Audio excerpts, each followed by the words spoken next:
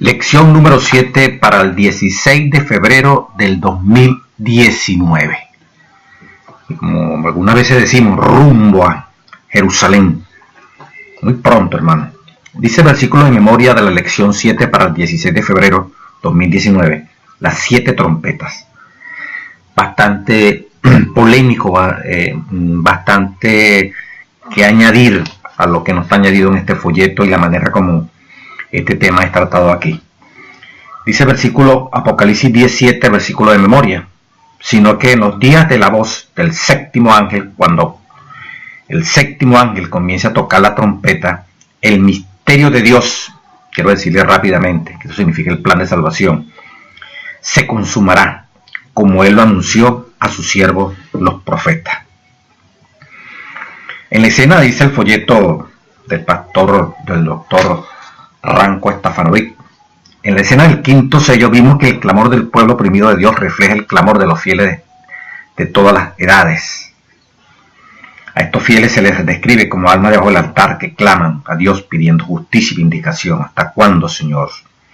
La voz celestial los instó a esperar porque se acercaba el día de Dios que juzgaría a los que hacían daño.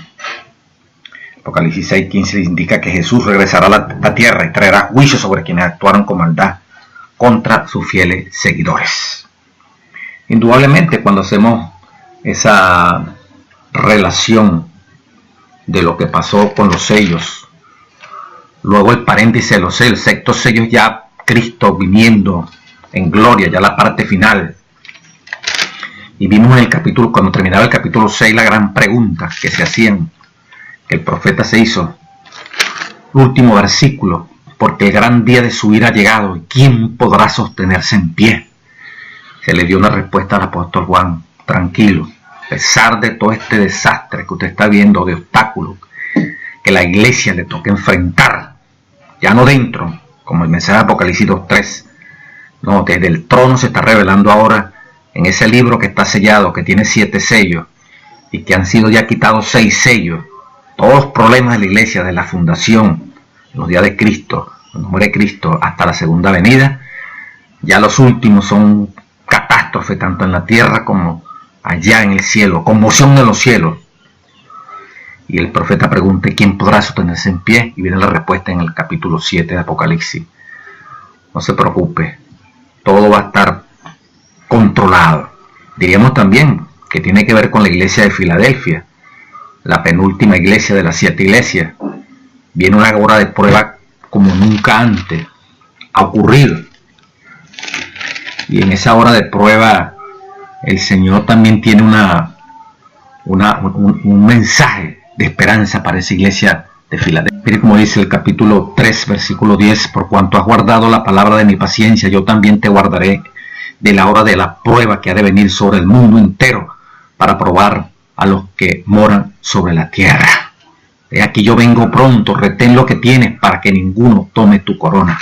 Expectación también en la sexta iglesia, Filadelfia, una hora de prueba cual nunca ha habido. Tremendo, ¿verdad? Sobre el mundo entero para probar a los que moran sobre la tierra. El capítulo 7, el capítulo 6 final, ¿quién podrá mantenerse firme? Parado allí en pie. Lucas 21:36 también, ¿quién podrá estar en pie en ese momento grandioso? Tranquilo. Dios está al control, capítulo 7. Todo está aguantado. 4 ángeles sostienen todas esas pasiones que leímos ya en la explicación, toda esa furia, la naturaleza, toda esa ira horrible de los seres humanos que hoy detiene el Espíritu Santo. Todo eso va a ser detenido hasta que el último ser humano que merece ser sellado por aceptar el testimonio de Jesús y guardar los mandamientos de Dios, hasta que no sea sellado ese siervo de Dios, al final esos vientos de destrucción no se desatarán, porque ese sello le va a preservar durante la angustia de Jacob, la hora de prueba que nunca ha venido sobre la tierra, que va a permitir una experiencia que nunca antes ningún ser humano la ha tenido, una clase especial, una generación especial, con toda la fuerza lo decimos, los 144,000. Pero no solamente van a ser ellos los que van a ir al cielo, sino que también una gran multitud, se le mostró al apóstol Juan. Tranquilo, todo está controlado, hermano mío. Van a quedar un grupo de hombres y mujeres vivos, los 144,000 especiales, una clase especial.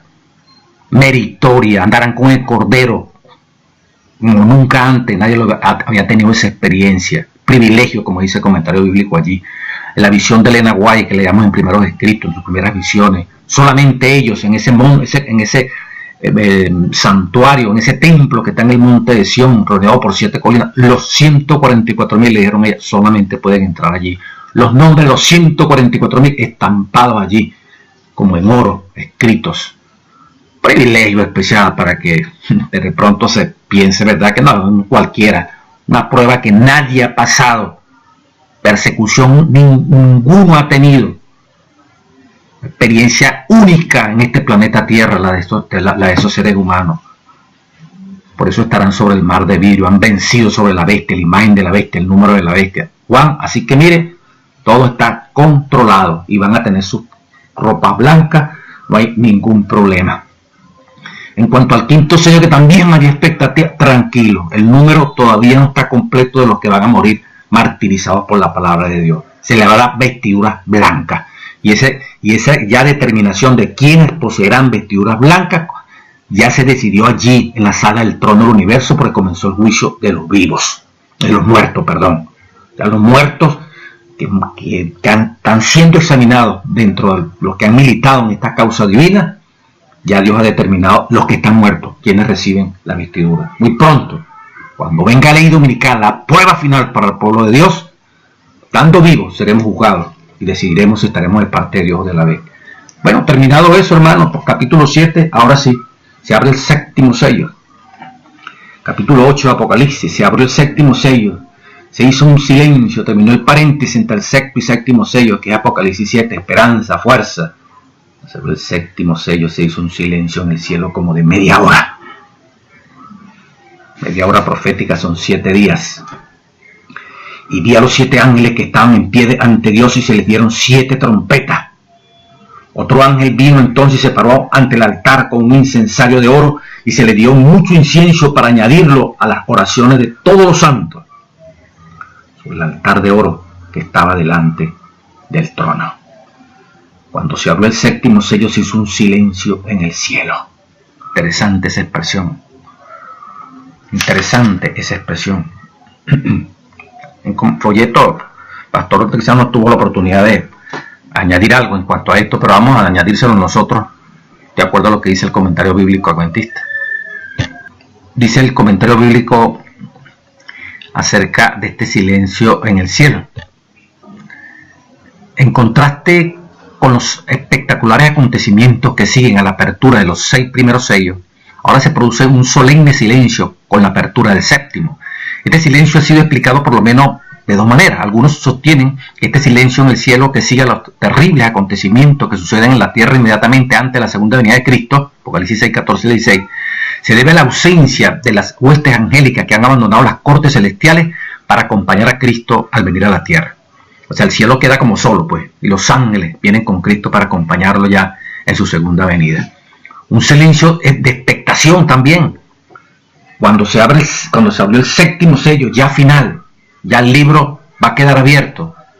Hermano, Juan queda asombrado, también se dice, por los terribles juicios que vienen las trompetas, hermano. Dice que el comentario bíblico, otra opinión explica que ese silencio en el cielo es de solemne expectativa. Primero escrito 15:16, deseo de toda la gente 6:42. Hasta ese momento las cortes celestiales han sido descritas como llenas de alabanza y canto. Ahora todo está en silencio, en solemne expectativa por las cosas que están a punto de suceder. Si se entiende de esta manera, dice el comentario bíblico, este silencio del séptimo sello es un puente entre la apertura de los sellos y el sonido de las trompetas. Porque implica que con el séptimo sello aún no se ha completado la revelación, que aún hay más que debe ser explicado, las 7 trompetas, en cuanto al programa de los acontecimientos de parte de Dios en el gran conflicto con el mal. Silencio de expectativa, ¿verdad? Lo que viene sobre este planeta. A esta media hora, algunos consideran que este silencio que se produce de las huestes de los ángeles viniendo del cielo a la tierra, se calcula que es la semana que más adelante en primeros escritos habla también de 7 días que duraremos para llegar ya al tercer cielo. Aquí 7 días que se dan, que es la media hora entre los ángeles que vienen de allá del tercer cielo hasta aquí acompañando a Cristo Jesús cuando venga en gloria. Son interpretaciones interesantes que dice que mayormente pues están aquí en el comentario bíblico.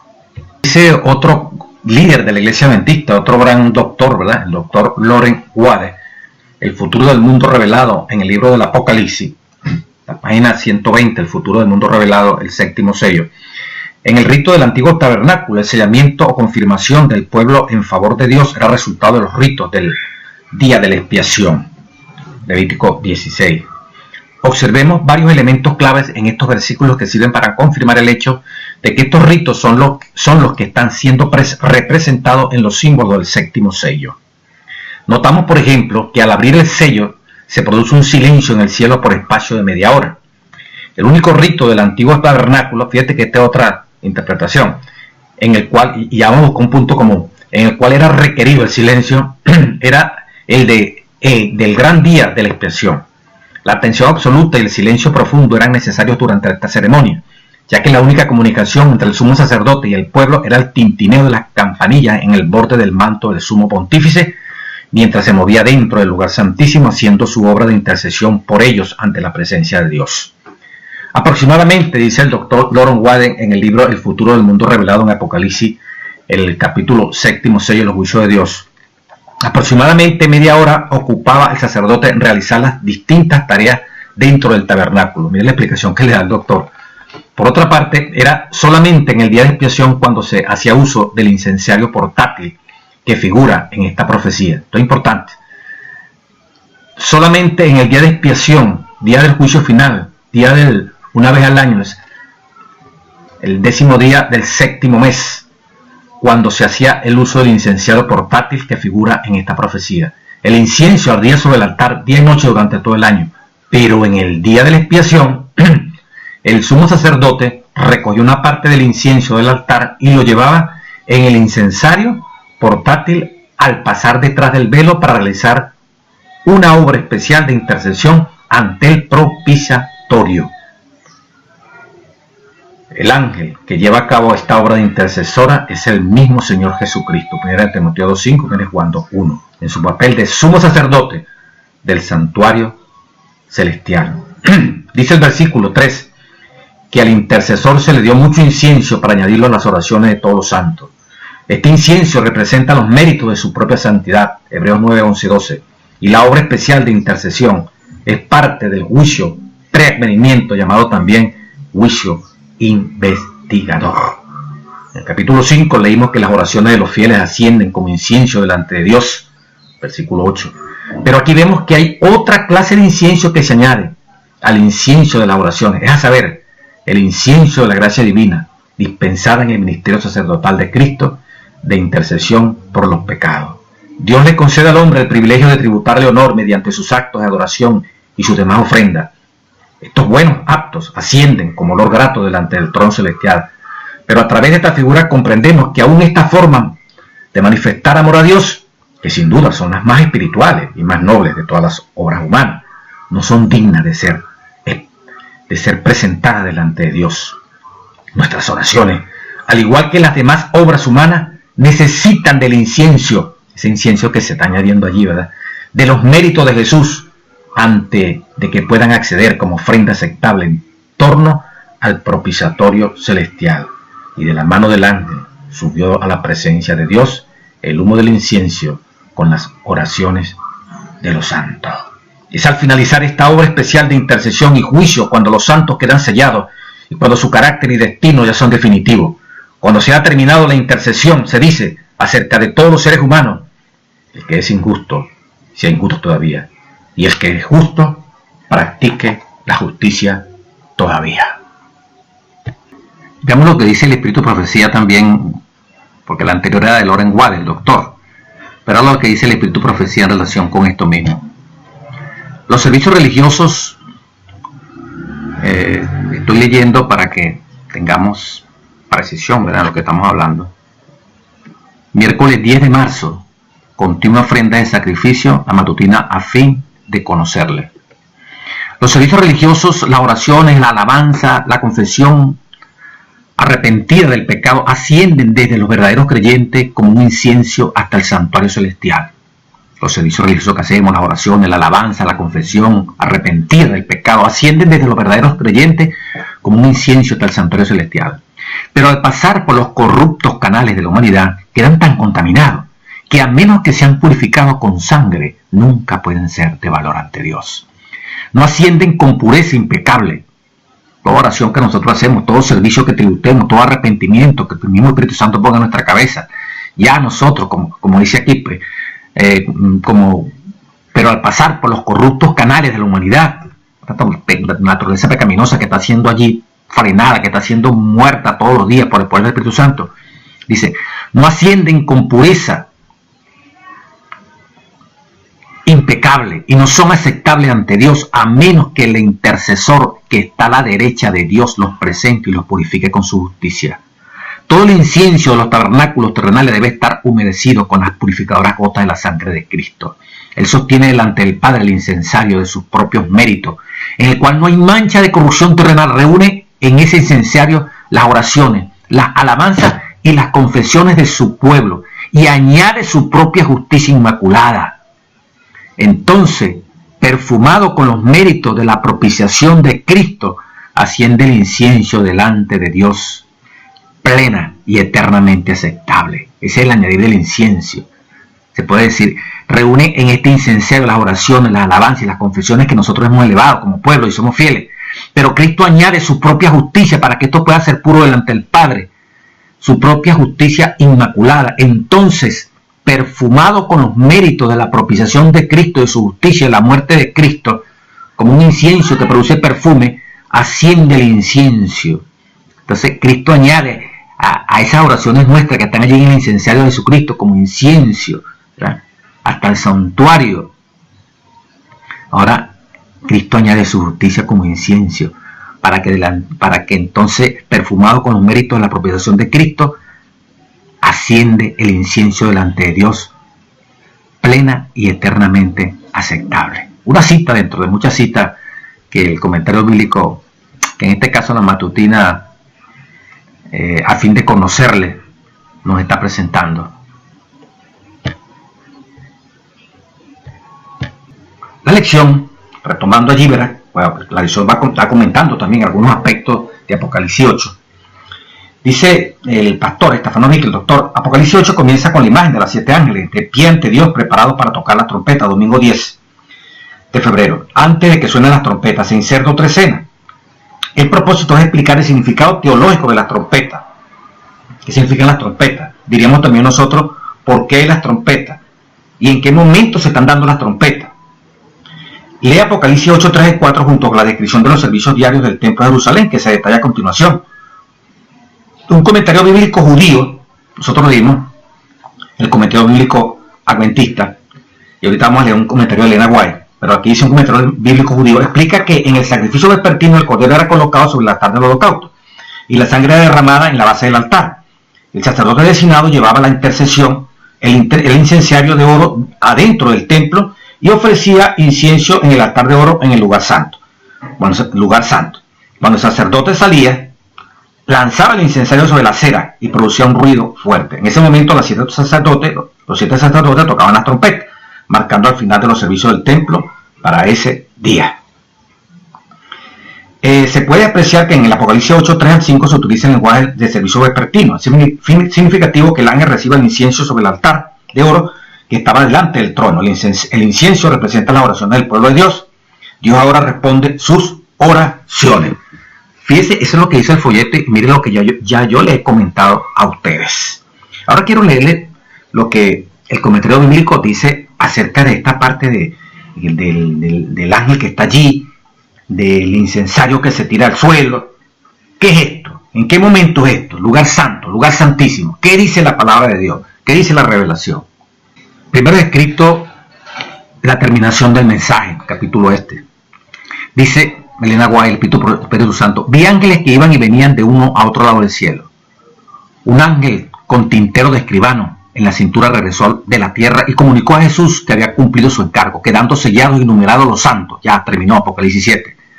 Vi entonces que Jesús, quien había estado oficiando ante el arca de los 10 mandamientos, dejó de caer el incensario. Dejó de caer ¿qué? El incensario.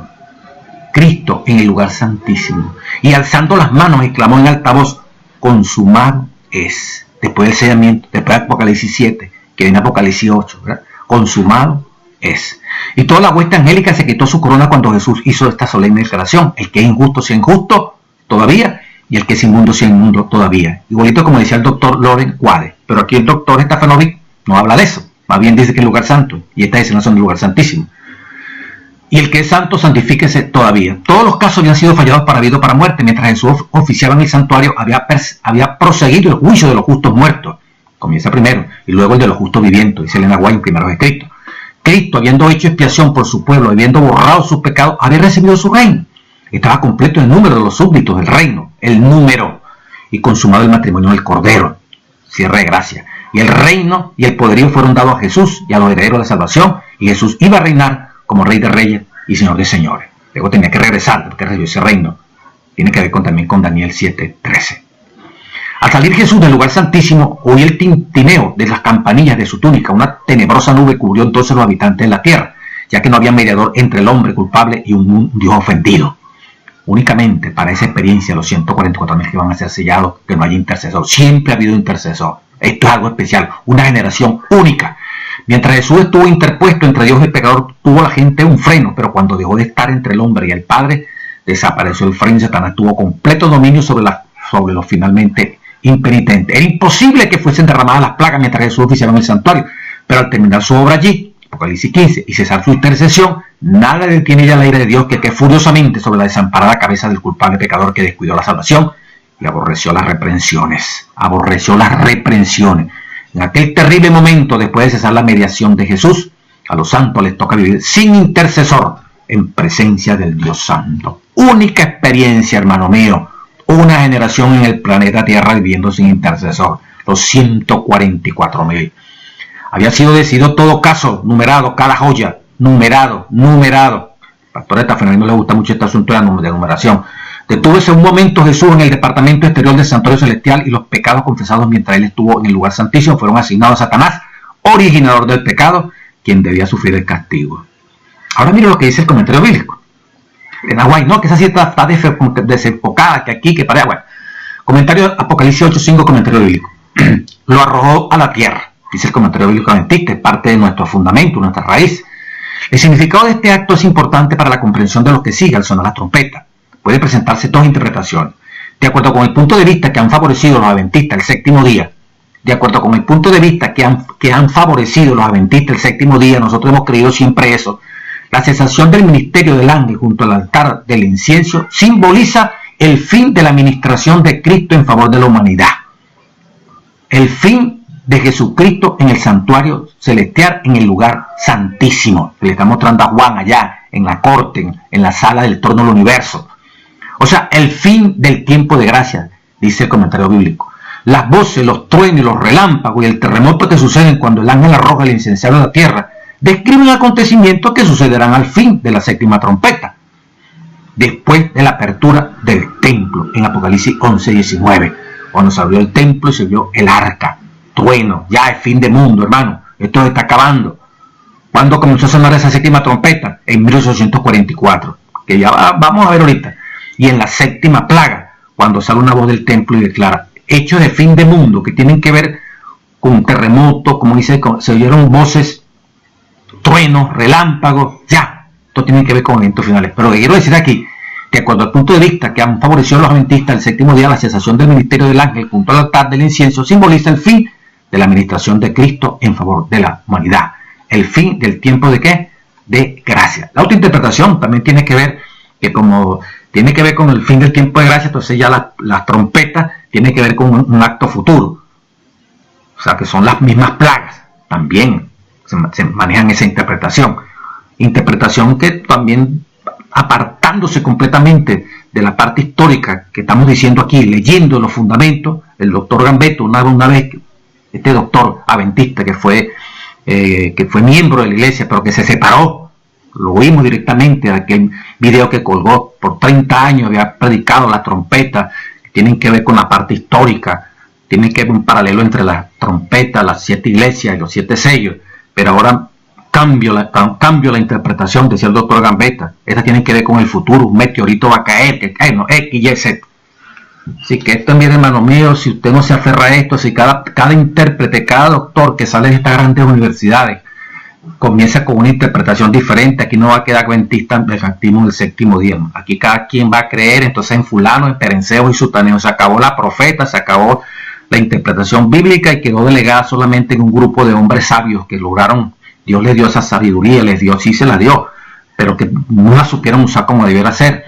Y así cada uno se erige como intérprete, y nosotros los que no leemos nada de griego ni de hebreo, mire, estamos es para decir amén, amén, amén. No, Dios nos ha dejado un legado, Dios nos ha dejado escrito está, lo mismo que saben ellos, en fundamento deberíamos saberlo nosotros los que somos pueblo de Dios. Y además, más allá de esos fundamentos, toda luz nueva tiene que para respaldar, para fortalecer lo que el Espíritu Santo ha revelado a través de la Biblia y a través del Espíritu y profecía. Y por eso algunos textos que yo utilizo de otros hombres, ¿verdad?, que ayudan a reforzar, como este del doctor Loren Wade, que todo uno comparte de él, pero algunas cosas que le dan fuerza a estas posiciones históricas de la Iglesia Adventista del Séptimo Día. Entonces, cesación del cierre de gracia, hermano. Ese ángel que está allí deja caer el incensario, es Cristo Jesús, como lo dice la revelación, que lo estábamos leyendo allí, ¿verdad? Y aquí el comentario bíblico también lo está confirmando. Entonces no hay duda de que esto tiene que ver con escenas finales. Fíjense que en esa parte del domingo el doctor Ranko Stefanovic, las últimas líneas, las 3 últimas líneas, dice: y que Dios intervendrá en favor a su debido tiempo. El hecho de arrojar el incensario quizá, mire cómo dice, quizá también sea una advertencia de que la intercesión de Cristo no durará. No es quizá, es que la intercesión, y no una advertencia de que la intercesión de Cristo no durará para siempre. Habrá un fin para el tiempo de gracia. Allí está diciendo, se acabó la gracia, no es quizá, ya lo leímos de lo que vio Elena White, y como el comentario bíblico así lo refuerza. El lunes dice, las trompetas eran una parte importante en la vida diaria del antiguo Israel. El pueblo relacionado con su sonido en los cultos, el templo. Las trompetas y la oración iban de la mano. Durante la oración del templo, en los festivales, las trompetas recordaban el pacto de Dios con su pueblo. Fíjate cómo todo esto está pasando. Terminó el juicio investigador allí cuando se arroja el santuario. Pero aquí esto está, pero no se habla concreto de este asunto. En Apocalipsis 11, donde más o menos te va a ver, cuando toquemos el tema allí, que se habla un poquito de esto, pero aquí no, esto parece que el Antiguo Testamento, allí toda una serie de ceremonias, el sonido de las trompetas, dice el folleto lunes 11 de febrero, y la oración iban de la mano durante la oración del templo y las festividades. También le recordaba al pueblo que debía prepararse para el día de Jehová, etcétera, etcétera. En Apocalipsis 8:13 y 9:4, 20-21, ¿a quiénes van dirigidos los juicios de las 7 trompetas? Los acontecimientos desencadenados, dice la elección en el 11 de febrero, por las trompetas de Apocalipsis, denotan la intervención de Dios en la historia en respuesta a las oraciones de su pueblo. Correcto.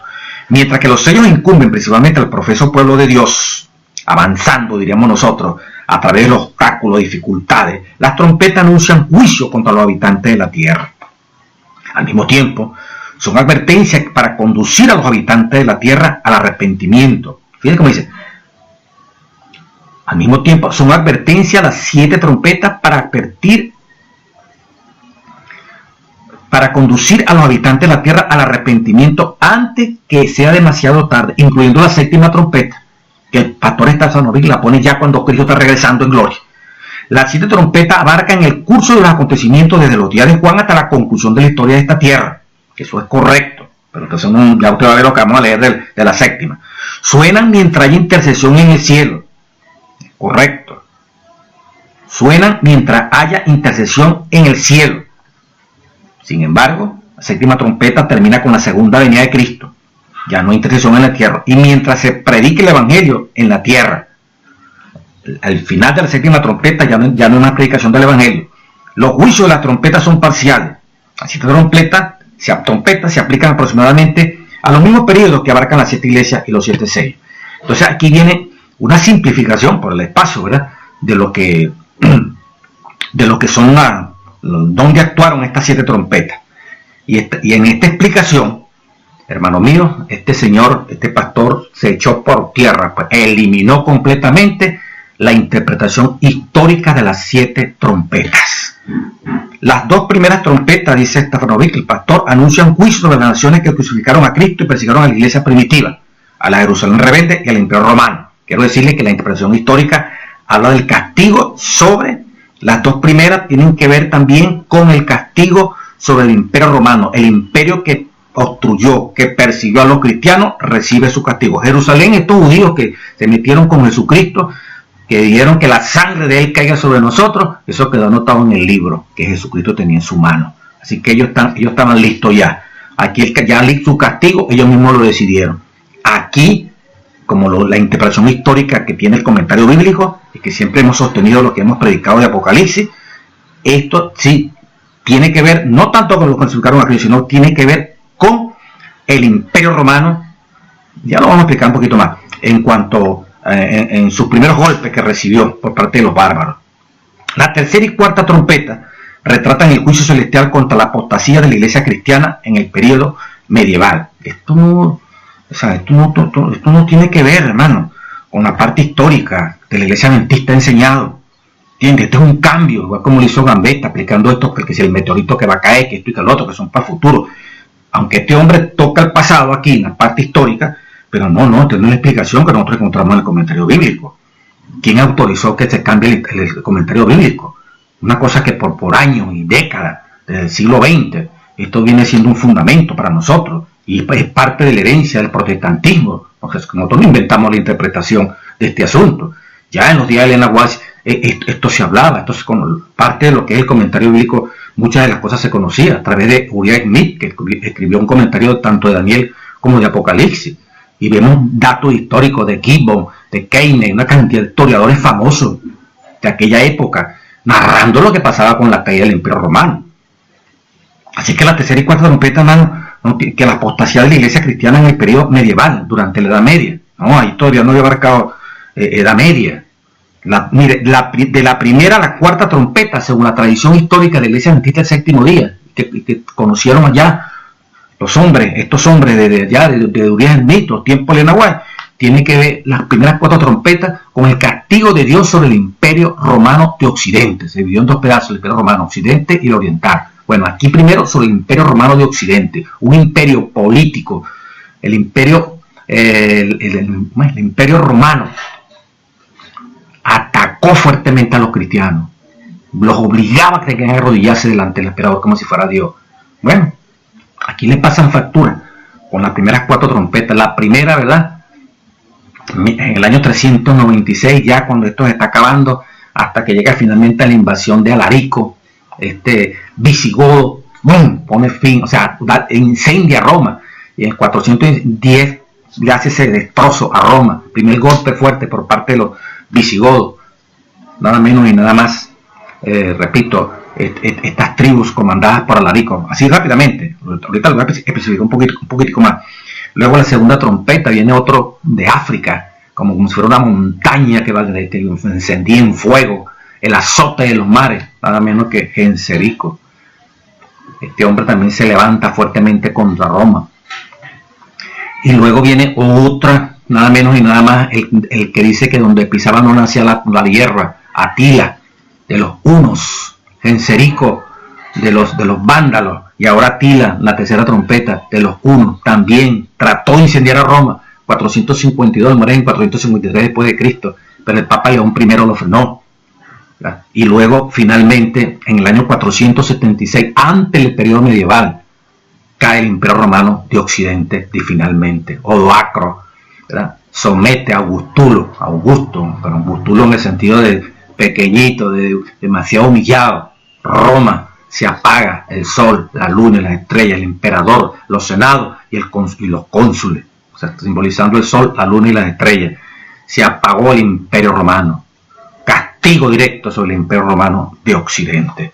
Esas son las primeras 4 trompetas según la tradición adventista por años y años y años. Y mire este señor como le está dando la vuelta aquí.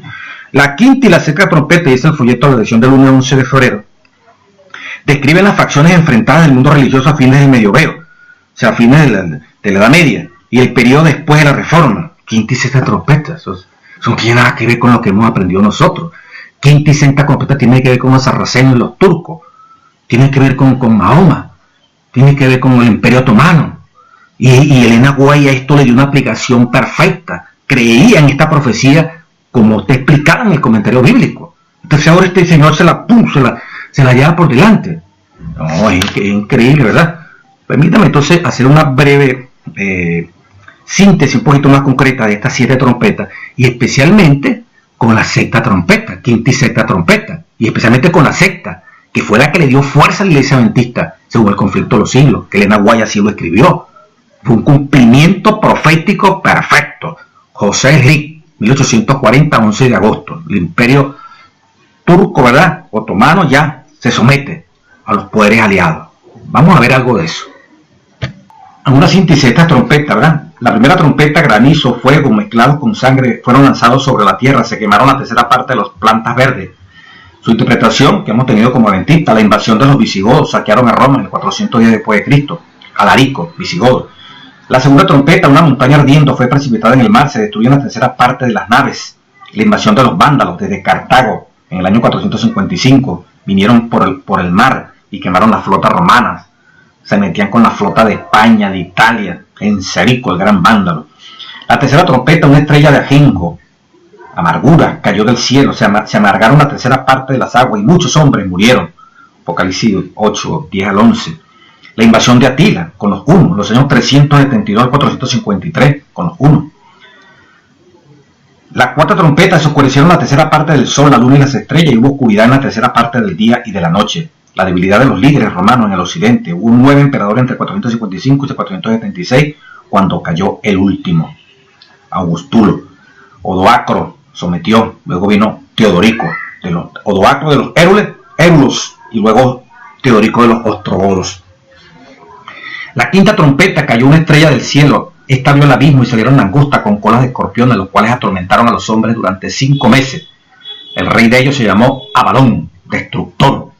Bueno, la interpretación que nosotros tenemos en la quinta trompeta, históricamente hablando, la estrella de Mahoma, 570 al 632, esa estrella que cayó al cielo. Las langostas son sus ejércitos. Los 5 meses, 150 años, que empezaron el 27 de julio de 1299. 27 de julio de 1299. Esto es interesante por una cronología, un dato matemático que le voy a explicar de acuerdo a la profecía. 27 de julio de 1299, cuando un turco, ya, como dice la Biblia, estos sarracenos ahora agarraron un líder que se llamó nada menos Otomán, también se llama Osman. Cuando un turco llamado Otomán, sería Abadón, invadió a Nicomedia. El periodo terminó en 1449, cuando Constantinopla cayó bajo el poder de los otomanos. 1449. La sexta trompeta, se desataron los 4 ángeles que estaban preparados para la hora, día, mes y año. Esta es profecía, esta es la que Elena White le sacó, lo vio como relevante. Aparte de todo, pero esto es porque fue un cumplimiento exacto. A fin de matar la tercera parte de los hombres, su ejército contaba de 200 millones. Se refiere al periodo, la sexta trompeta, de la ascendencia turca otomana. Un día, un mes y un año en tiempo profético. Aquí vaya a 391 años con 15 días. Sumado este lapso al anterior, llegamos al 11 de agosto de 1840, fecha en la cual Turquía aceptó por medio de sus embajadores la protección de las potencias aliadas. Eso, así, brevemente, pues, simplificando lo que son las trompetas. Todas las trompetas. Es importante señalarla, ¿verdad? Como ya la acabamos de mencionar. Hay un historiador que Uriah Smith menciona, Alejandro Caves, dice: el imperio romano decayó como se va levantado por conquista. 4 trompetas golpearon el imperio romano de Occidente. La quinta y sexta trompeta, para aclarar aquí un poquito, se refieren ahora al castigo sobre el imperio romano oriental. Constantinopla, allá Turquía. Pero los sarracenos, sigue diciendo la cita, comienza la cita, el imperio romano decayó, como se va levantado por conquista. Pero los sarracenos, tiene que ver con los árabes, Mahoma, y los turcos fueron los instrumentos por medio de los cuales una religión, él dice falsa, ¿verdad? O sea, no concuerda con el cristianismo, llegó a ser el azote de una iglesia apóstata. De ahí que la quinta trompeta y secta, en vez de ser llamadas por ese solo nombre como las anteriores, son denominadas ayes. El imperio romano castigado, político y militar por los bárbaros, recibieron las 4 primeras trompetas, y la quinta y sexta trompeta, el imperio sacrosanto, ahora romano, por una religión que Mahoma levanta allí desde la Meca y comienza a golpear fuertemente al imperio romano. Se habla de un emperador, uno de estos hombres que figuraban entre los que gobernaban a lo que quedaba del imperio romano oriental. Dice, por primera vez después de la extinción del imperio occidental, Constantinopla fue situada post Corroe II. Dice el comentario aquí de Uriah Smith, esta parte histórica que también tiene que ver mucho con el comentario bíblico adventista. Fue citada por Corroe, rey de Persia. El profeta dijo, vi una estrella que cayó del cielo de tierra y le fue dada una llave del pozo del abismo. Dice, las provincias que quedaron al imperio en Asia y África fueron subjugadas por Corroe II. Y el imperio romano se vio reducido a las murallas de Constantinopla. Persa, a través de Corroe II, golpeó a este imperio romano, y ya en la última parte de lo que tiene que ver con Constantinopla. El rey de Persia despreció un aviso que le mandó Mahoma, al apóstol de Dios, rechazó la invitación y rompió una epístola donde Mahoma, este líder religioso, lo invitaba, ¿verdad? Mientras que el monarca persa contemplaba las maravillas de su arte y su poder, recibió un cierto oscuro ciudadano de la Meca una epístola que lo invitaba a reconocer a Mahoma como el apóstol de Dios. Como Corroe II lo rechazó, que hermano mío no pensaba lo que iba a ocurrir después.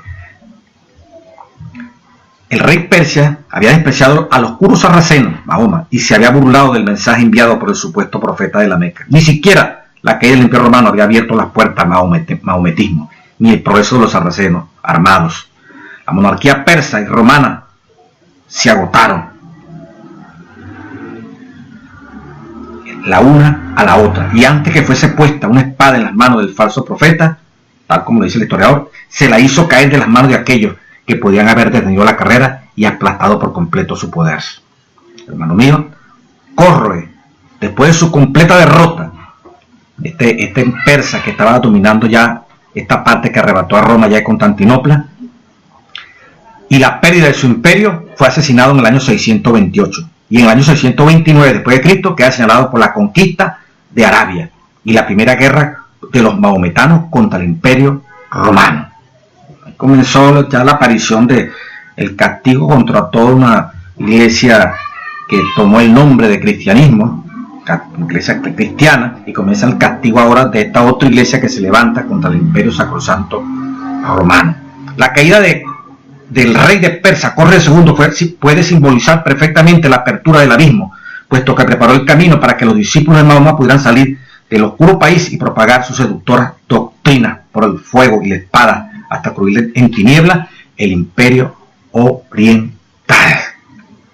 Bueno, hermano, y allí, después de la muerte de Mahoma, le sucedió en su comando Abu Bekr en el año 632, cuando muere Mahoma. Y tan pronto como estableció su autoridad de gobierno, reunió a las tribus árabes para lanzarla a la conquista. Una vez congregado un ejército, dio a su jefe instrucciones acerca de los métodos de conquista. Dice la historia que desde la muerte de Mahoma hasta los finales del siglo XIII estuvieron los mahometanos divididos en varias facciones, bajo diversos caudillos, pero sin gobierno civil general que los abarcase a todos. Hacia finales del siglo XIII, Osman fundó un gobierno o imperio que creció hasta extenderse sobre todas las principales tribus mahometanas.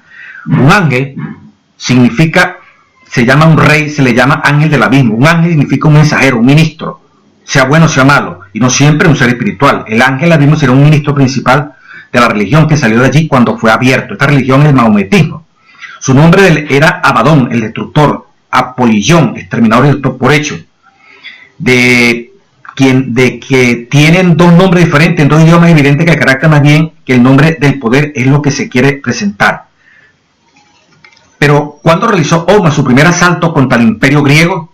Estaba allí, según Gibbon, fue el 27 de julio de 1299 de la era cristiana, cuando Oma invadió por primera vez el territorio de Nicomedia, y la exactitud singular de la fecha parece revelar cierta previsión. Esto fue exacto, hermano. Comenzando desde el 27 de julio de 1999, cuando se produce esta primera invasión, el quinto año del Papa Bonifacio VII, el sexto de Miguel Paleolólogo, las declaraciones como sigue. Atman, el sátrapa de los persas, llamado también otomano, fundador de la aún reinante dinastía de los turcos, se fortaleció al unir consigo un gran número de feroces bandidos en Plaflagonia, dicen los historiadores. Bueno, lo que queremos decir con esto, durante todo ese lapso los turcos estuvieron empeñados en una guerra casi perpetua con el imperio griego. Ya tomaron el imperio romano, lo golpearon. Ahora contra el imperio griego, que está allí metido también en la parte de Constantinopla, pero sin vencerlo. Se apoderaron de varias provincias griegas y las conservaron, pero la independencia griega se mantenía en Constantinopla. Sin embargo, en 1449, al terminarse los 150 años, se produjo un cambio, cuya historia se encontrará bajo la trompeta siguiente. Cuando dice 5 meses, hablando de las trompetas, de la quinta trompeta, cayó una estrella del cielo, estableció el abismo y salieron langostas a los hombres del rey, de ellos se llamó Abadón. 9:1-3. Y el quinto ángel tocó la trompeta, dice Apocalipsis 9, vio una estrella que cayó del cielo, se le dio una llave del pozo del abismo. Ok, sigue hablando las Sagradas Escrituras y nos da una fecha. Apocalipsis 9:5, hablando de la quinta trompeta, y le fue dado no que los matasen, sino que los atormentasen por 5 meses, y su tormento era como tormento de escorpión cuando hiere al hombre. Ellos no mataban este grupo de sarracenos, sino que más bien ya como turcos, pues no mataban a la gente, sino que la hacían sufrir. 5 meses, 5 meses proféticos, mes de 30 años cada uno, 5 por 30, son 150 años proféticos. Periodo en que duró como decíamos ahora, la quinta trompeta, desde el 27 de julio de 1299 hasta 1449. Usted le suma los 150 y llega a 1449. De la sexta trompeta quiero resaltar esto que fue clave. Apocalipsis 9:13. El sexto ángel tocó la trompeta y oí una voz de entre los 4 cuernos del altar de oro que estaba delante de Dios. El versículo 15 ahora. Y fueron desatados los 4 ángeles que estaban preparados para la hora. Proféticamente hablando, para la hora. 15 días. Día, 1 año. Mes, 30 años. Y 1 año, 360 años. Sume. 1 año, 360. Más un mes, son 30, ¿verdad? 330. Más un día, 331. Un día igual a 1 año. Y la hora son 15 días. 331 años con 15 días. Repito la cuenta. 9:15, Apocalipsis, para la hora. 15 días desde el punto de vista profético. Día significa 1 año. Mes tiene 30 días, 30 años. Y 1 año, 360 años. Entonces, 1 año son 360. Un mes más 30 son 390. Más un día, 391. Un día igual a 1 año. Y la hora son 15 días desde el punto de vista profético. 391 años, 15 días. Esto es importantísimo, ya como se lo deduce allí. Entonces, mire lo que dice el comentario, lo que dice Elena White. El conflicto de los siglos, página 334, el capítulo una profecía significativa. No está explicada la profecía de los 1300 días. si no me equivoco, el capítulo 19 del conflicto de los siglos. En 1840, otro notable cumplimiento de la profecía despertó interés general. 2 años antes, Josías Licht, uno de los principales ministros que predicaban el segundo advenimiento, publicó una explicación del capítulo 9 del Apocalipsis, que predecía la caída del Imperio Otomano. Según sus cálculos, esta potencia sería derribada en el año 1840 después de Cristo, durante el mes de agosto. Y pocos días antes de su cumplimiento escribió, estoy leyendo el conflicto de los siglos, admitiendo que el primer periodo de 150 años se haya cumplido exactamente antes de que de Acoses subiera al trono con el permiso de los turcos, 150 años, los 5 meses que leímos de la quinta trompeta, que comenzaron en 1299, 27 de julio, y terminaron en 1449, del 27 de julio. Subiera al trono con permiso de los turcos, y que los 391 años y 15 días, dice Elena White, comenzaron al terminar el primer periodo, terminarán el 11 de agosto de 1840, dice Elena White. Los 391 años más 15 días, a partir del 27 de julio de 1449, terminarían en el 11 de agosto de 1840, escribía José Licht aquí, y que Elena White lo toma ahora aquí en el conflicto de los siglos. Día en que puede anticiparse que el poder otomano en Constantinopla será quebrantado, y esto es lo que creo que va a confirmarse. Josías Licht, sino de los tiempos, bueno, ahí tienen ustedes. En la fecha misma, dice el Espíritu Santo a través de Elena White, que había sido especificada el 11 de agosto de 1840, Turquía aceptó por medio de sus embajadores la protección de las potencias aliadas de Europa y se puso así bajo la tutela de las naciones cristianas. El acontecimiento cumplió exactamente la predicción. Cuando esto llegó a saber, multitudes se convencieron de que los principios de interpretación profética adoptados por Miller y sus compañeros eran correctos, con lo que recibió un impulso maravilloso el movimiento adventista por este cumplimiento, como dice aquí Elena White. El acontecimiento cumplió exactamente la predicción, como dice Elena White. En 1840, otro notable cumplimiento de la profecía, la sexta trompeta, y eso permitió que el movimiento adventista agarrara fuerza. Un impulso maravilloso del movimiento adventista. Hombres de saber y de posición social se adhirieron a Miller para divulgar sus ideas, y de 1840 a 44 la obra se extendió rápidamente. Mire como Elena White creyendo en la interpretación histórica de esta profecía, pero este pastor Stefanovic lamentablemente no cree en eso, y es una tendencia horrible. Y de allí la preocupación de nosotros al hablar de estos temas. Por eso tengo que leer y darle base, ¿verdad? Para que usted mismo sepa, revise y estudie, y que todas estas cosas que buenas que ocurran, para que cada quien se pese dónde está parado. La parte del día martes, muy buena. El ángel con el librito abierto. La sexta trompeta nos lleva al tiempo del fin. El tiempo del fin comenzó en 1798. El fin del tiempo del fin será.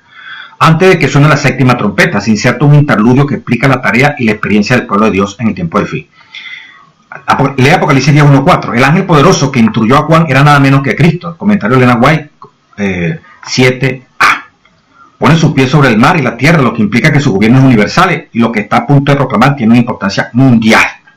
A Juan no se le permite escribir lo que han dicho los truenos. Hay cosas concernientes al futuro que Dios no nos ha revelado a través de Juan.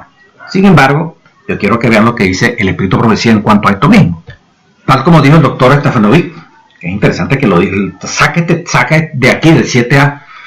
Correcto, dice, el ángel poderoso que instruyó a Juan era nada menos que Cristo. Cuando coloca sus pies derechos en el mar y el pie izquierdo sobre la tierra seca, muestra la parte que desempeña en la escena final del gran conflicto con Satanás. Dice, sigue el comentario bíblico 7a de la N. White, la Apocalipsis 10. Después de que los 7 truenos emitieron sus voces, dice, y tenía en su mano un librito, el ángel, abierto, y puso sus pies derechos, ok. Versículo 3, clamó a gran voz como ruge un león, y cuando hubo clamado, 7 truenos emitieron sus voces.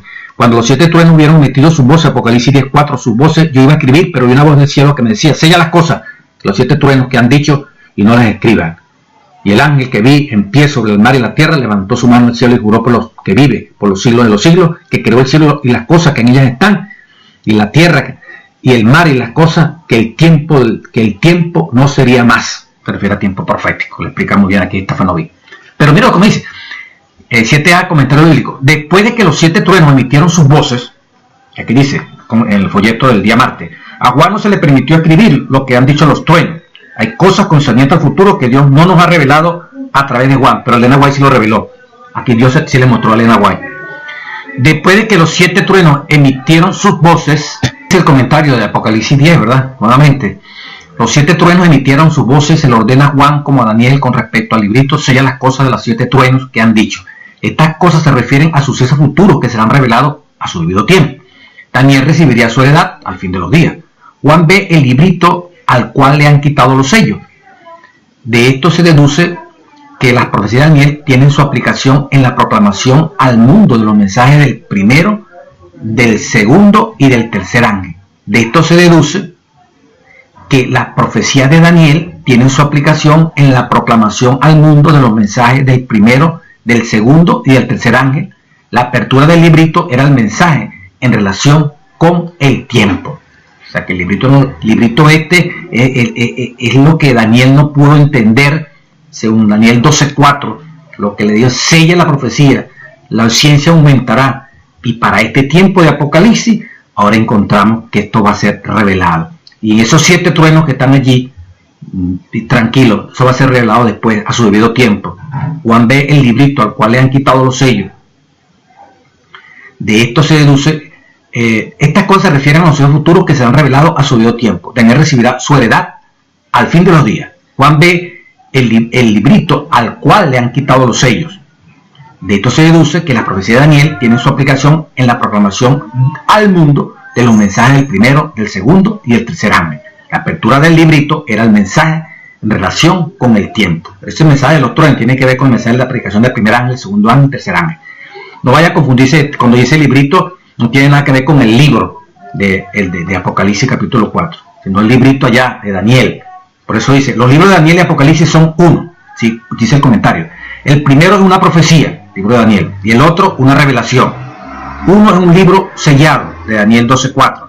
El otro, un libro abierto. Juan escuchó los misterios que pronunciaban los truenos, pero se ordenó que no lo escribiera. Todo eso tenía que ver nada menos y nada más con los últimos mensajes que se iba a predicar del segundo, los mensajes del primero, el segundo y el tercer ángel. Esto que los truenos, después que los 7 truenos emitieron sus voces, estaban contenidos estos 3 mensajes. La luz especial que se le dio a Juan expresada en 7 truenos era un bosquejo de los sucesos que debían ocurrir bajo los mensajes de los ángeles primero y segundo. La luz especial que se le dio a Juan expresada en los 7 truenos era ¿qué? Era un bosquejo de los sucesos que debían ocurrir bajo los mensajes de los ángeles primero y segundo. No era lo mejor para la gente conocer a su evento, porque su fe debe necesariamente ser probada. Ahí está revelado. Ahí se reveló. En cuanto a la expresión, como dice aquí, el tiempo no sería más, el comentario 7a, Elena White dice, este tiempo, el que el ángel declara con un solemne juramento, no es el fin de la historia, el tiempo no sería más, ni del tiempo de gracia, sino del tiempo profético que procederá al revenimiento de nuestro Señor. Es decir, la gente no tendrá otro mensaje acerca de un tiempo definido.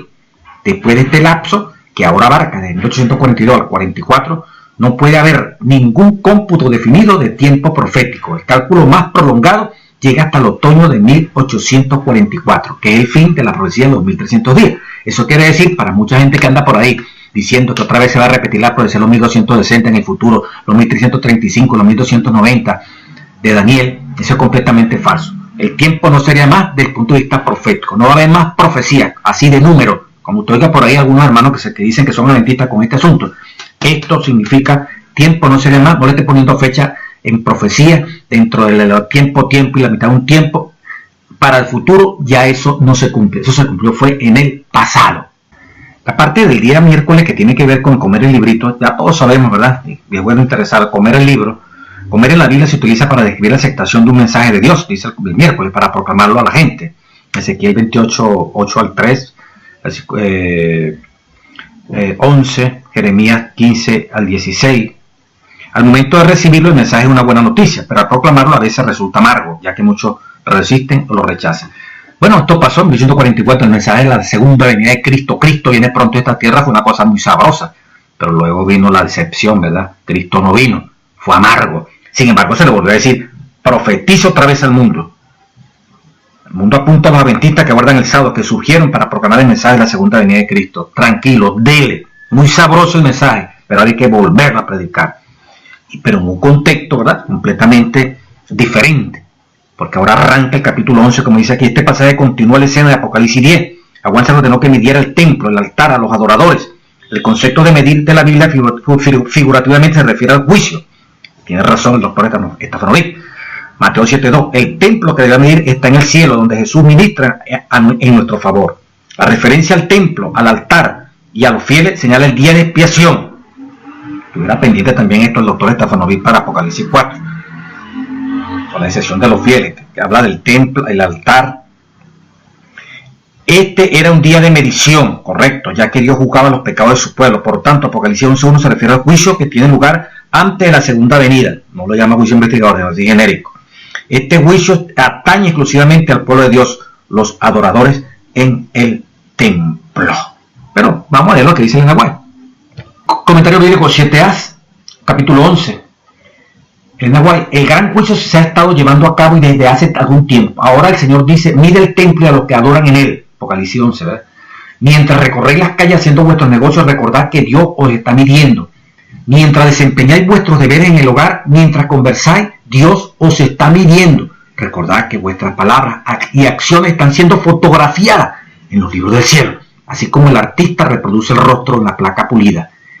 Esta es la obra que se lleva a cabo, medir el templo a los que adoran en él para ver quiénes permanecen firmes en el último día. Los que permanezcan firmes tendrán una cómoda entrada en el reino de nuestro Señor y Salvador Jesucristo. Cuando hagamos nuestra la obra, recordemos que hay uno que está observando el espíritu con que la estamos haciendo. ¿No haremos que el Señor nos acompañe en nuestra vida cotidiana, en nuestra obra secular y en nuestros deberes domésticos? Entonces debemos abandonar en el nombre de Dios todo lo que no es necesario, todas las murmuraciones y visitas inútiles, y presentarnos como siervos del Dios viviente.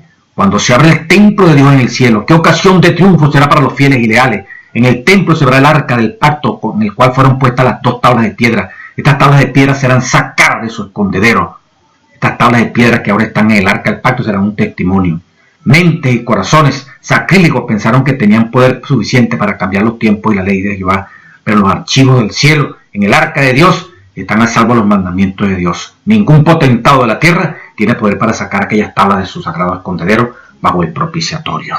Luego, cuando se sigue narrando la Apocalipsis 11, aparece la primera mención de bestia, una bestia que sube del abismo, el ateísmo, todo lo que es esta parte de la ilustración que se deforma con los jacobinos. 1891, el conflicto del siglo estoy en todo un capítulo, la Revolución Francesa, los dos testigos, la proclamación durante 1260 días y años, de 538 a 1798, de la palabra de Dios, todos testigos vestidos de silicio, la predicación de lo que es el Antiguo y el Nuevo Testamento, pues, estos son los dos grandes testigos en ese periodo histórico y culminante cuando allí se levanta una nación que nunca había ocurrido para declarar que Dios está muerto, Dios no existe, el Dios de ahora en adelante va a ser el Dios de la razón, y eso marcó la historia hasta este momento, hermano. De allí en adelante Dios es descalificado y se instaura, ¿verdad?, el razonamiento como el Dios de los hombres, más nada.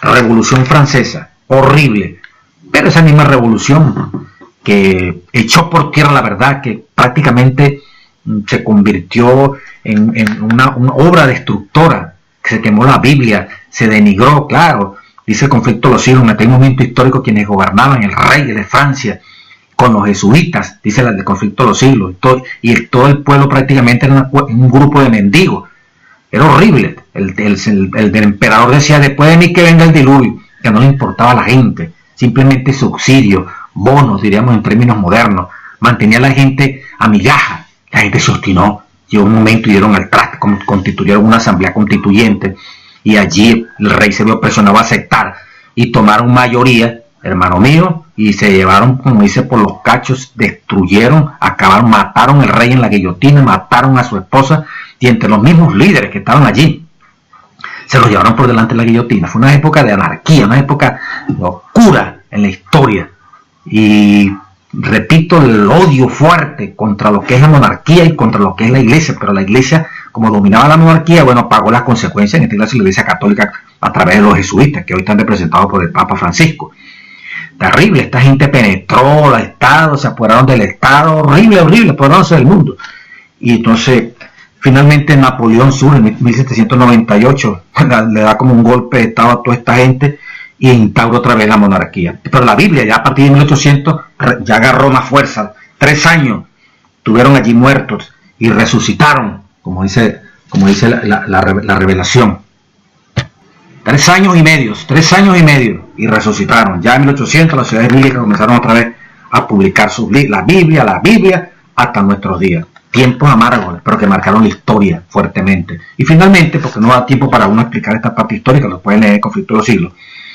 La parte del viernes 15 de febrero dice: la séptima trompeta señala la conclusión de la historia de esta tierra. La séptima trompeta, la conclusión de la historia de esta tierra. Mire como dice el pastor Estefano Vil. Séptima trompeta es ya la venida de Cristo. Ha llegado la hora de que Dios revele su poder y su reinado. Punto. Dice el folleto Escuela Sabática. Eso es completamente falso. Ese es el final de la séptima trompeta. Pero como dice la séptima trompeta, pero vamos a leer el libro acompañante que tiene en el 3.1. La 7 trompeta, página 65, del pastor Rando Stefanovic. Dice: en el templo terrenal las trompetas sonaban después de que el sacrificio había sido ofrecido sobre el altar. Siguiendo este modelo, al sonar las 7 trompetas debe comenzar después de la muerte de Jesucristo y se predica el Evangelio. Esto significa que las trompetas conciernen a la era cristiana, oiga, de la cruz a la segunda venida. Está allí una rayita, hasta que la séptima trompeta suena y Dios establece su reino. O sea que la séptima trompeta va a sonar después ya en la segunda venida, hasta que la séptima trompeta suena y Dios establece su reino. Dice en la misma página: mientras el interludio, el paréntesis que hay entre el sexto y el séptimo sello describen al pueblo de Dios del tiempo del fin, del sexto y séptimo sello, que es el Apocalipsis 7, los 144.000. El interludio entre la sexta y la séptima trompeta, Apocalipsis 8 y 9, describe su experiencia y su rol durante el tiempo del fin. El interludio entre la sexta y la séptima trompeta describe su experiencia y su rol durante el tiempo del fin. En otras palabras, o sea que el periodo que estamos viviendo nosotros es entre la sexta y la séptima trompeta. El interludio entre la sexta y la séptima trompeta describe su experiencia y su comportamiento durante el tiempo del fin. Eso es completamente falso. Nosotros estamos viviendo bajo la séptima trompeta. Vamos a probarlo, vamos a leerlo. En Apocalipsis 11:15,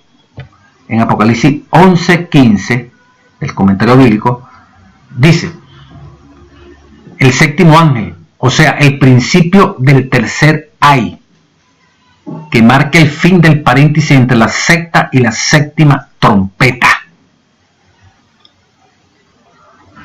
Los adventistas del séptimo día creen que el comienzo de la séptima trompeta fue en 1844. ¿Cuándo fue? ¿Qué es lo que creemos nosotros los adventistas del séptimo día? Creen que el comienzo de la séptima trompeta fue en 1844. Por eso, en Apocalipsis 10 dice, versículo 6, y juró por el que vive por los siglos de los siglos, que creó el cielo y las cosas que están en él, y la tierra y las cosas que están en ella, el mar y las cosas que están en él, que el tiempo no sería más. El tiempo profético, ¿verdad? De profecías en cuanto numérica. Terminaron ya esas profecías en 1844. Sino que en los días de la voz del séptimo ángel, séptima trompeta, cuando él comience a tocar la trompeta, el misterio de Dios se consumará. El misterio de Dios se realizará plenamente. El misterio de Dios se consumará. ¿Y cuál es el misterio de Dios? El plan de salvación para los últimos días. Usted puede leer 1 Corintios 4:1-2, Colosenses 1:27, Colosenses 2:2, Colosenses 4:3. Interesante, ¿verdad? El misterio de Dios se consumará. Cristo en el lugar santísimo hará su obra final. sino que en los días de la voz del séptimo ángel, cuando él comienza a tocar la trompeta, hay un comienzo del toque de la trompeta y hay un final de la trompeta. El comienzo para los adventistas del séptimo día fue del 22 de octubre de 1844, cuando comenzó la obra del juicio investigador, la obra final de preparar un pueblo para el reino de los cielos. El juicio investigador. Séptima trompeta comienza en 1844. Este señor no toca, este pastor no toca nada de eso, sino que la coloca a la séptima trompeta ya, cuando regresa Jesús. Y ya lo leí de él mismo. Él viene, este periodo que estamos viviendo, prácticamente es la sexta trompeta. Es el interludio, pues. Cuando suene la séptima trompeta, ya es fin de mundo. Pues no es así. Así nos lo explica la revelación. Bueno, hermano, no nos toca más que decir que estamos a punto, rumbo a la Canaán celestial. Y todas estas cosas que están pasando, no, tranquilo. La iglesia es la iglesia de Dios. La iglesia es vista como un candelabro de oro, que Cristo está allí moviéndose, que en sus manos tiene esas estrellas que son los ángeles. Y los ángeles no es que hay un ángel como da a entender a veces el doctor Treyer, de que un ángel que está con el anciano. No, los ángeles, dice obrero angélico, la primera página, son los ministros, son los pastores, son los maestros del pueblo de Israel. Allí están en las manos, torcidos, echados, a veces golpeados, a veces desvariando la cosa, pero Dios tiene el control. Dios tiene un pueblo de pastores, de hombres y mujeres, que seguiremos afegados a esto aquí, hermano, y no nos pueden, como se dice en Venezuela, jugar que kirigüey, que cambiamos las cosas de la noche a la mañana y que permanezcamos mudos, aquí callados. No, tenemos cómo responder a este asunto. ¿En qué sentido? Tenemos cómo mostrar a través de lo que está revelado, que ellos también conocen, que es lo que ha sido el fundamento y que ha dado sentido a la iglesia. Así que, hermano, a estas trompetas le tienen, sí, tienen mucho parecido con las plagas, es correcto, y ahí se hacen esquemas y todo, pero el marco histórico nos da la fuerza a nosotros para decir, Elena White lo vio, Elena White creyó lo que dijo José Litch, ¿verdad? La profecía de la sexta trompeta fue culminante para que el movimiento adventista agarrara fuerza. Fue el cumplimiento exacto de la profecía, como dice Elena White, lo leímos, del conflicto de los siglos. Para que entonces se venga en un solo viaje a echar por tierra estas cosas tan sagradas. Quiero terminar, ¿verdad? No se les olvide, porque esto es clave para demostrar que se llevaron por delante el marco histórico del adventismo, de los pioneros y del espíritu de profecía, conflicto de los siglos, una profecía significativa. En 1840, otro notable cumplimiento, dice Elena White, de la profecía, notable cumplimiento de la profecía, despertó un interés general. José Smith con la sexta trompeta. En la fecha misma a que había sido especificada, Turquía aceptó por medio de su embajador la protección de las potencias aliadas. El acontecimiento cumplió exactamente la predicción. Cuando esto se llegó a saber, multitudes se convencieron de que los principios de interpretación profética adoptados por Miller y sus compañeros eran correctos, con lo que recibió un impulso maravilloso en movimientos adventistas. Hombres de saber y de posición se adquirieron a Miller para divulgar sus ideas, y de 1840 a 1844 la obra se extendió rápidamente.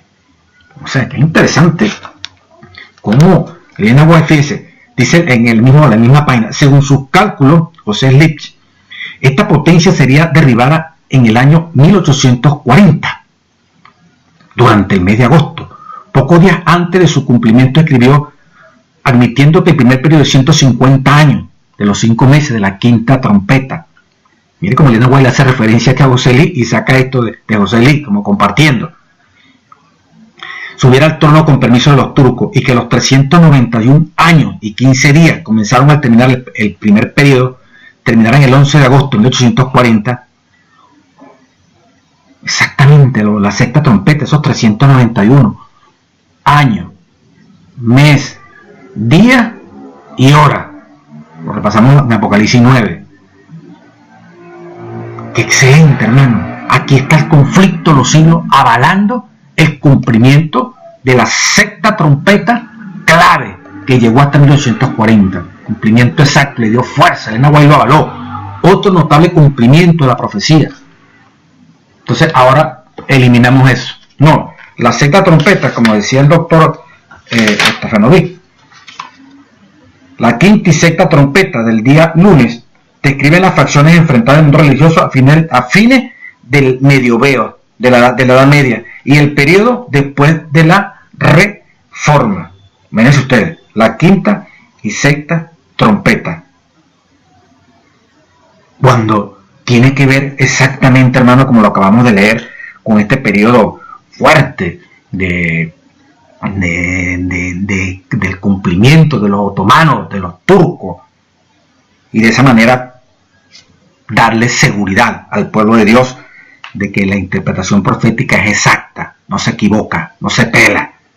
Bueno, si Elena White lo creyó, lo registra en el conflicto de los siglos, hermano mío, el comienzo de la séptima trompeta arranca en 1844 con Cristo en el lugar santísimo. Dios bendiga a su iglesia, Dios nos fortalezca para seguir adelante, estudiando este folleto y todos los que vendrán. Adelante, hermano. Dios está al control y Dios nos ha dejado todo este legado histórico para que esto tenga sentido. Las sendas antiguas, no perder las raíces, porque ahí sí, no, nunca se van a perder. Siempre va a haber un remanente que mantendrá esta antorcha, que mantendrá esta verdad y preparará, creeremos en ese pueblo, como dice el evento de los últimos días. La lluvia temprana trae conversión y la lluvia tardía, que es el derramamiento del Espíritu Santo, que es el sellamiento, trae perfección de carácter, semejante a Cristo Jesús, completico. Se acabó Romanos 7, que si quiere hacer lo bueno no lo haga. No, hombres y mujeres a la imagen y semejante de Dios. Hoy muchos teólogos no creen en eso, y laicos tampoco, pero nosotros creemos. Estamos preparándonos en este momento.